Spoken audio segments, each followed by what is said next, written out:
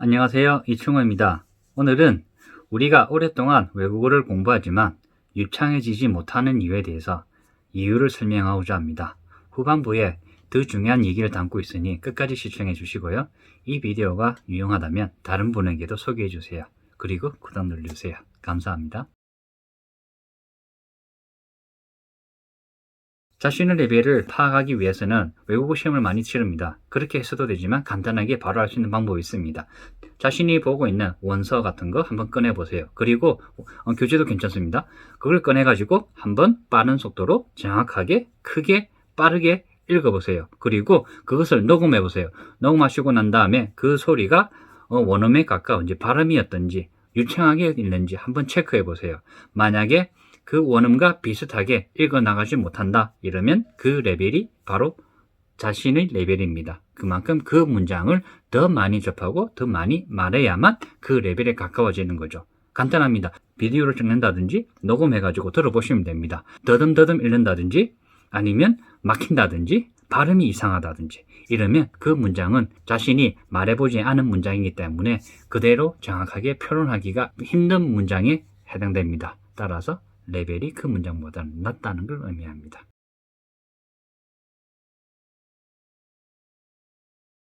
두 번째입니다. 자신의 정확한 레벨을 파악했다면 그 레벨부터 시작하는 게 좋습니다.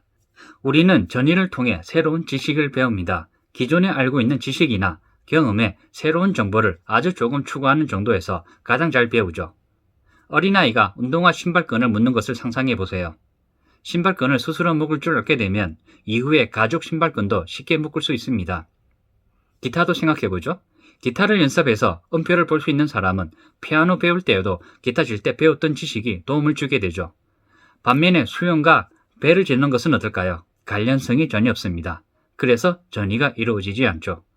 외국어를 배울 때에도 이 전이가 큰 영향을 끼칩니다. 문장의 이 형식을 제대로 이해하게 되면 이 형식을 배우는데 도움이 됩니다. 그런데 1형식을 이제 막 배운 사람이 2, 3, 4를 거치지 않고 바로 5형식을 공부한다고 생각해보죠. 그러면 그 5형식을 제대로 배울 수가 없습니다. 왜냐하면 전이가 제대로 이루어지지 않기 때문이죠. 학교나 학원에서 이 5형식의 문장을 동시에 순간에 배우는 경우가 많습니다.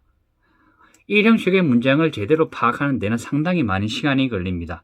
그런데 하루 만에 1형식부터 5형식까지 다 배울 수 있을까요?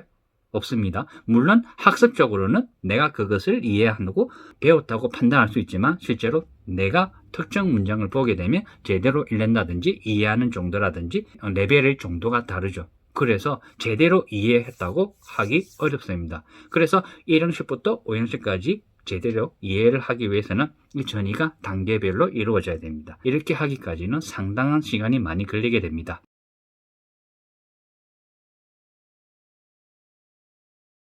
트랜스퍼 개념을 어느 정도 이해하셨나요?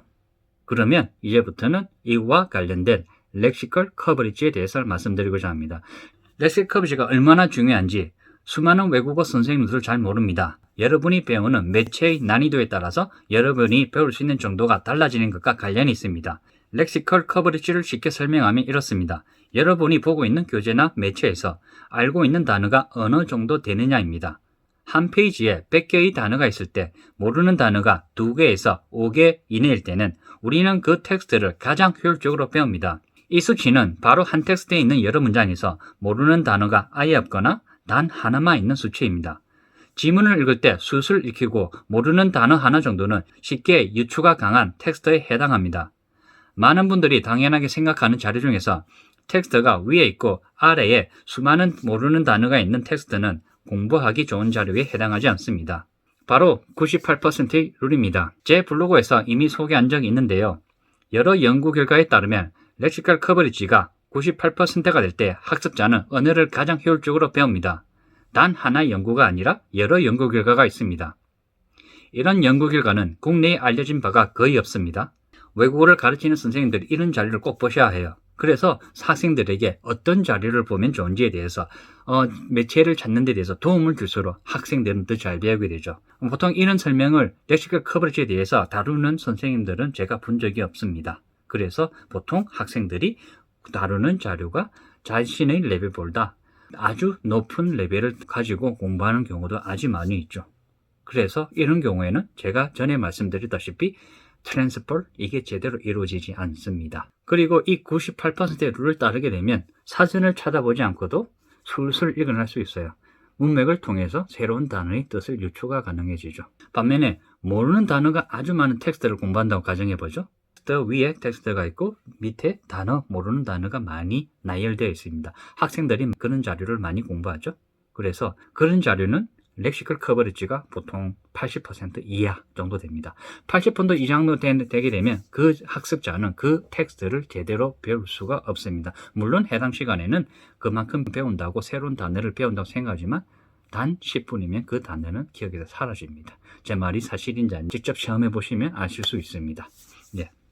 그래서 모르는 단어가 아주 많은 텍스트를 보면서 밑에 단어를 열심히 배우면서 열심히 외우려고 애쓰면서 공부하게 되죠. 그런데 이렇게 서너 시간 공부했는데 그런 새로운 단어를 제대로 배우지 못하고 그냥 지나쳐 버려요.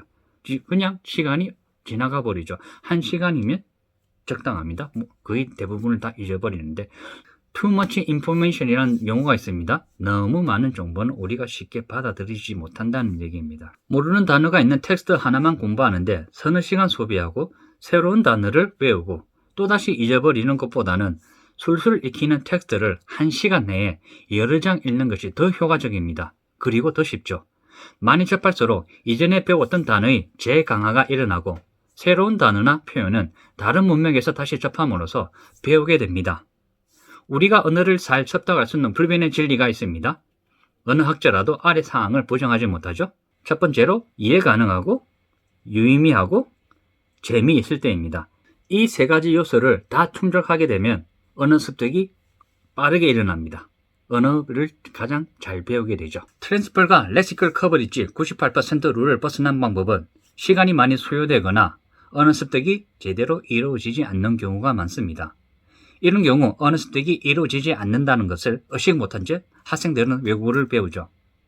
이게 바로 영어를 10년 이상 배웠어도 영어 한마디 못한다는 결과가 나타나게 됩니다. 바로 트랜스펄과 렉시컬 커버리지 98% 룰을 벗어나서 가장 중요한 부분인 이해 가능한 인풋이 이루어지지 않았기 때문이죠.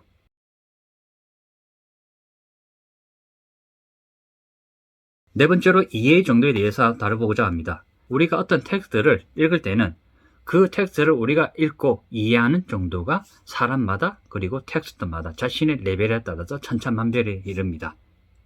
사지선당에서 정답을 고를 때 충분한 이해를 하지 않아도 우리는 정답을 맞출 수 있습니다. 텍스트를 읽고 난 뒤 누가 언제 무엇을 어디에서를 맞추는 문제는 가장 난이도가 낮은 이해에 해당합니다.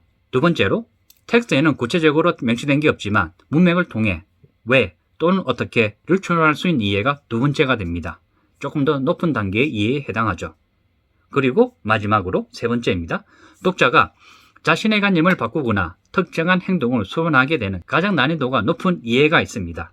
예를 들어 여러분이 부자가 되는 방법에 대한 책을 읽었다고 가정해보죠. 이럴 때 우리가 책을 읽게 됨으로써 그 저자가 말하고자 하는 지식을 1번과 2번에 해당하는 이해를 할 수는 있습니다. 그렇지만 책을 보고 나서 저자가 말하는 바를 정말 내가 행동에 실천에 이르기까지는 차이가 있죠. 내가 저자의 생각을 충분히 이해하고 나의 관념을 바꾸고 그리고 행동에 이르게 하는 이해, 이 정도는 가장 높은 난이도에 해당합니다. 내가 정말 깊게 이해하게 될 때 나의 행동의 변화가 일어나게 되죠. 외국어를 이해하는 레벨도 다릅니다. 영화를 볼 때 듣고 이해 못하지만 자막을 읽을 때는 이해하는 것 역시도 그 문장에 대한 이해의 정도가 낮아서라고 생각하셔도 됩니다. 내가 그 말을 정말 유창하게 할 정도라면 그 문장은 결국 잘 들립니다. 영화에서 나오는 수많은 문장을 내가 유창하게 말하지 못하는 낮은 레벨이기에 안 들리는 것이죠.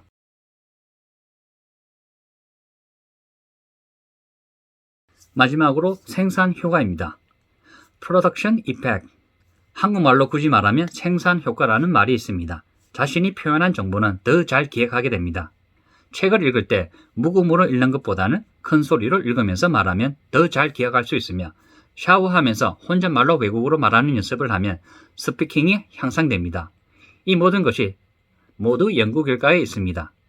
스피킹 연습을 할수록 스피킹을 더 잘하게 되는 것은 누구나 잘 알고 있는 사항이죠. 스피킹을 하면 듣기 능력도 향상이 된다는 연구 결과도 있습니다. 회화를 하다 보니 더 잘 들리게 되더라는 사람들이 있습니다. 왜 그럴까요? 바로 이 프로덕션 이펙트 때문입니다. 내가 말을 하게 되면 그 말이 더 잘 들립니다. 그래서 더 잘 이해하게 되죠. 고로 내가 외국어를 배우고자 할 때는 항상 내가 마찬가지로 그 말을 내가 직접 말을 하게 되면 될수록 내가 그 말은 더 잘 듣게 됩니다. 덜 잘 들리죠. 듣기 이해력을 아주 크게 향상시킬 수가 있습니다. 아주 중요한 사항이죠. 보통 우리 한국 학생들은 이 프로덕션 이펙트, 생산 효과를 잘 하지 않습니다. 읽고 해석하는 데 치중하죠. 듣기도 그렇게 많이 하진 않아요. 그리고 또 한 가지, 아까 처음에 제가 말씀드렸듯이 학생들이 공부하는 그 텍스트의 내용이 실제로 레벨이 상당히 이미 높은 거라서 전이가 안 이루어지거나, 그리고 렉시컬 커버리지 98% 룰, 그러니까 98%가 아니죠. 한참 낮은 80% 이하에서 많이 이루어진다. 예를 들면 우리가 텍스트를 공부할 때 모르는 단어가 많이 있으면 그것을 우리가 정말 공부하게 되면 많이 공부했다고 느끼잖아요. 보통 그렇습니다. 학원이나 학교에서 다루는 자료들을 보세요. 텍스트 하나를 주면서 밑에는 단어, 아니면 오른쪽 왼쪽에 새로운 단어가 여러 개 있습니다. 그리고 문법도 설명도 있고요. 한꺼번에 많이 배우는 거죠. 어느 습득이 제대로 이루어질 리 없습니다. 지금까지 제가 정리한 내용을 말씀드렸는데요. 제가 오늘 말씀드린 내용은 아주 중요합니다. 이 모든 것이 충족한 상태에서 우리가 외국어를 공부하게 되면 전보다는 훨씬 더 잘 배우게 됩니다. 그리고 진정한 이해를 할 수 있게 되죠. 간단한 기본적인 초등학생이 쓰는 영어 표현부터 시작해서 다시 돌아가서 해야 된다는 것을 느낄 분들도 많이 계실 겁니다. 그리고 그것이 정말 다시 시작하는 길이죠. 우리가 대학교까지 졸업 때까지 영어를 16년간 이상 했지만 실제로 영어 한마디 제대로 못하는 이유가 모두 여기에 있습니다.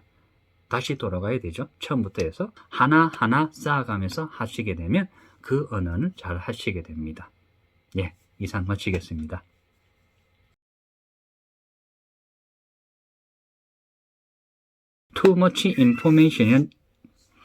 Too much information이라는 단어가 있습니다. Too much, 야,